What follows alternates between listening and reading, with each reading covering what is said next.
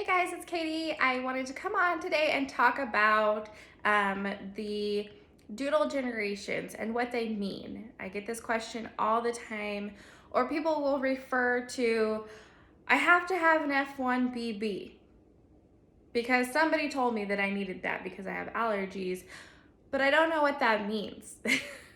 So I wanted to get into the generations, what they mean, and then in another video I will talk about the generations and what it means in regards to shedding and dander. So today we're just going to talk about the generations and what they mean, the F1, F1BB, all that. So the first thing we're going to talk about is, you might want to get some pen and paper and write this down. I'm also going to post a chart that you could print off and study if you need to, because it's super confusing. So, and I'm not even really sure who came up with this, but it makes sense once you get into it, but in the beginning you're like, I don't know what any of these F1, 2, 3s mean. So anyway, the F1 is the original 50%, and this is for all doodles, but I'm just gonna go off of a Goldendoodle just to keep things simple for you guys.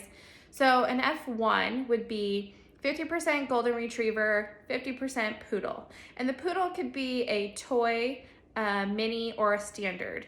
And that will kind of determine the size of your offspring. Although genetics is kind of an interesting thing. And just because you breed a mini poodle with a golden retriever doesn't mean that your puppy is going to be exactly a mix of the two, or exactly halfway in size, or exactly halfway in coat type. You can still randomly get, we breed multi-generational, and we still occasionally get a straight-haired doodle. We still occasionally get them a little bit bigger. We still occasionally get them a little bit smaller. So although we breed generational to try and predict their size, it doesn't always happen. So keep that in mind in any generation that you get. It gets a little bit more predictable, but not always, just like any genetics with anything. So anyway, F1 is 50% Golden Retriever, 50% Poodle. F1B would be back to a Poodle. The B means you're breeding it back to. And sometimes people breed them back to Golden Retrievers. Sometimes they breed them back to Poodles. 99% of the time, a breeder, the B is going to mean that they were bred back to a Poodle. Rarely have I seen that they're breeding them back to a Golden Retriever, because you're just bringing in more of the size and more of the hair issues, but occasionally they do. So always ask, what is the B? Is it bred back to a Poodle? So those F1B would be 75% Poodle and 25% Golden Retriever. And the reason why they do that is it makes them a little bit more, obviously, hypoallergenic for people with allergies. People with mild allergies, I recommend this to them, or if, there's no allergies. But if you have severe allergies, just to play it safe, I tell people to get an F1BB. And that means that they have taken an F1B and they've bred it back to a Poodle again. Again, ask your breeder, verify that that's what it's bred back to. Maybe they've bred it back to the Golden Retriever, but usually it means they've bred it back to the Poodle again. So that dog is going to be, an F1BB is, I have to think about it for a second, 87.5% Poodle and 12.5% Golden Retriever. These are perfect for people with severe allergies. Play it safe, get an F1BB.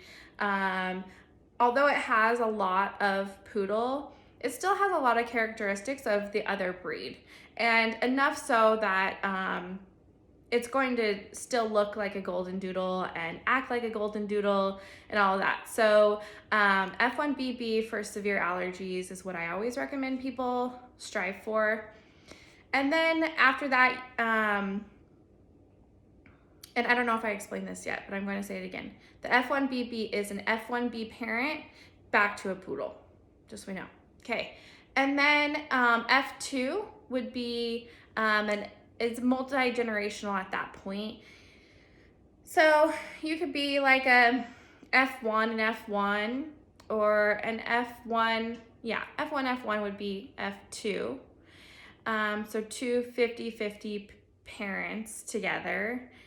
And then they have F2B, and this could be an F1 with an F1B parent, you know, and then they have F2BB, so that would be either an F1B with an F1B, or an F1B, I think it would just be F1B and F1B. It would be an F2BB.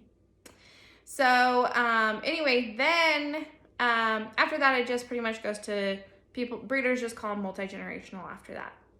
So pretty much all of our dogs that we breed are F1B, and we breed them to another F1B or to an F1, so that our puppies are F1B or F2, and multi-generational. Just gives us more predictability in size and coat type. So I hope that helped you guys. And I will post a chart as well to go with this video.